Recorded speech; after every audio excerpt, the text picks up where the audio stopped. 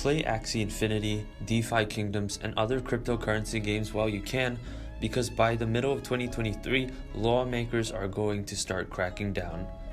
Are cryptocurrency games innocent and fun, or are they Ponzi schemes that American regulators are about to crack down on? As of mid-August, give or take a few billion, the cumulative value of Gamefi tokens, which are used in cryptocurrency games, was close to 10 billion. The amount may change depending on how you count the tokens that projects technically have in circulation, whether you include partially completed projects, etc. In that sense, the legality of the games is a $10 billion issue that few investors have thought about, and that's a mistake they might come to regret. That's because there seems to be a growing bipartisan consensus among American legislators that the sector needs to be shut down. There are at least 2 bipartisan proposals circulating among senators that would effectively eject these gaming projects from American soil. Though they haven't specifically addressed the issue, good luck finding a member of Congress who has used the word Gamefi. According to Senator Cynthia Lummis, a Republican from Wyoming, and Senator Kristen Gillibrand, a Democrat from New York, the Responsible Financial Innovation Act would designate a majority of cryptocurrencies as securities subject to regulation by the Securities and Exchange Commissions. A second proposal, the Digital Commodities Consumer Protection Act, was made this month by Senator Debbie Stabenow, a Democrat from Michigan, and John Boozman, a Republican from Arkansas. Similar results could be obtained by classifying Ether as a commodity, which would subject it to regulation by the less intrusive Commodities Futures Trading Commission.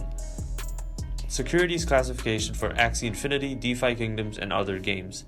Any token in which investors make investments with an exception of profit as per the SEC definition that Congress seeks to confirm is likely to be a security. Let's discuss what that might imply for your preferred tokens. One reason is that this definition is probably going to cover initiatives that encourage liquidity pools.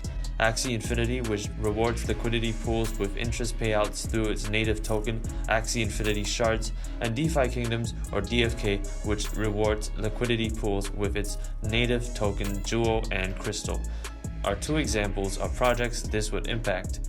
Why are liquidity pools significant? Merav Ozar, a blockchain expert and fintech professor at Rutgers Business School, stated in an interview last month that users are treating it as an investment as a result. That's not a security if it's a token used to purchase in-game artifacts. However, the token has a different use case if you can use it to invest in securities, she explained. Projects that have benefited from initial coin offerings, private token sales, or the sale of non-fungible tokens are also likely to run into issues as a result of the definition. This applies to both DFK, which sold out more than 2,000 Generation 0 characters to launch its game in 2021, and Axie, which sold 15% of the total supply of AXS in pre-game or private token sales.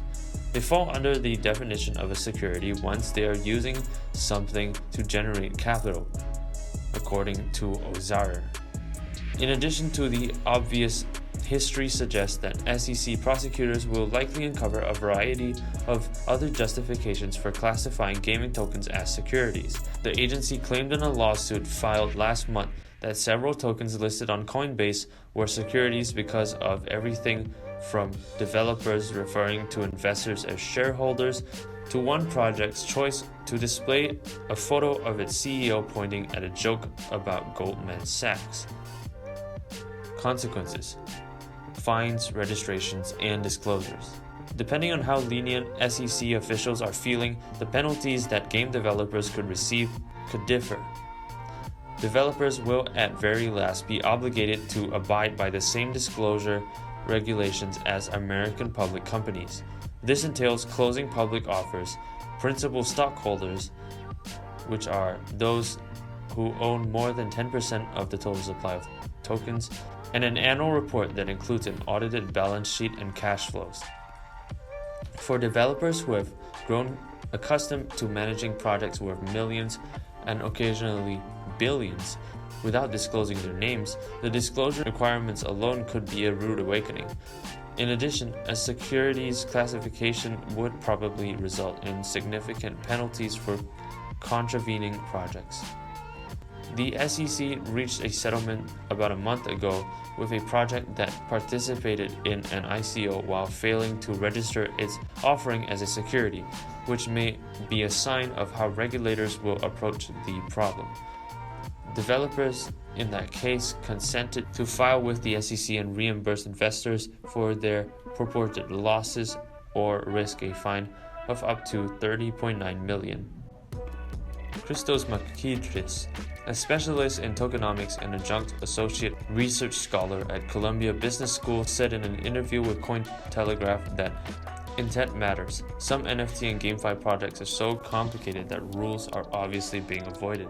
Nevertheless, he added, if you consider the role tokens can play in gamifying education, an overly rigid and narrow definition is going to exclude a lot of value creating projects and deter many investors from building in the United States.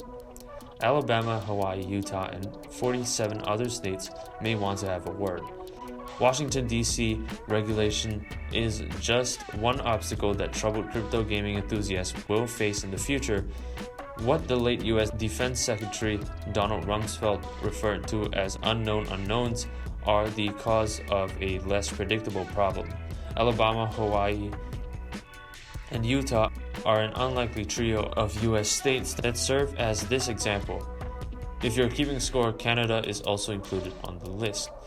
Raffles, which have grown incredibly popular in the world of cryptocurrency gaming, are generally prohibited by each jurisdiction. For instance, between January and February of this year, Axie ran a raffle that promised participants the chance to win a variety of NFTs if they released, that is, burned or deleted their characters. DFK quickly adopted a similar strategy, requesting that users wager on the possibility of losing their characters in March in exchange for the chance to acquire better and more expensive Generation Zero characters. In recent months, smaller raffles have proliferated through DFK, with options to take part in both daily and weekly competitions among others. Even outside the 3 states where they are categorically illegal, experts claim that the raffles present a challenge for American authorities. According to David Klein, managing partner at the New York law firm Klein Moynihan Turco LLP, what they need to do to set it up as a sweepstake, which means there is an alternative free means of entry that has an equal opportunity to win as those that pay to play. That is consideration, Klein continued, if someone had to risk running a $200 item in order to participate. Unless there is a different completely free method of entering, such as mailing a postcard calling a 1-800 number or visiting a website and filling out the necessary information. There are still more issues to be resolved. A promise to distribute 800 amulets, an NFT that represents a piece of equipment, at random to players who held between roughly $1,000 and $50,000 in Jewel tokens from December 15 to January 15 is one of the many elements of DFK's raffle system that disgruntled players have long criticized. The amulets were still unclaimed as of mid-August, 7 months after the raffle's conclusion, despite assurances from the developer that the machinery was still in the works. There are numerous issues, according to Klein. It is crucial to communicate when you have these competitions. The raffle's start date must be made public prior to the competition's opening. The contest regulations must be written and cannot be specifically altered. You must follow through on your promises to award prizes when you say you will. Within a predetermined number of days, you must notify specific state jurisdiction of your winnings and provide them with a list of winners. And if you don't, you're breaking those state laws. Additionally, developers may have created additional regulatory, or legal risks by expanding their projects internationally before assembling legal teams to assess potential risks. Declining players, expanding token supplies, and dropping prices. Developers face a more obvious issue than unexpected legal repercussions. A rapidly dwindling user base. Blockchain data compiled by DappRadar shows that the number of users interacting with Axie Infinity decreased by 95% from a peak of 744,190 on November 26 to 35,420 on August 20.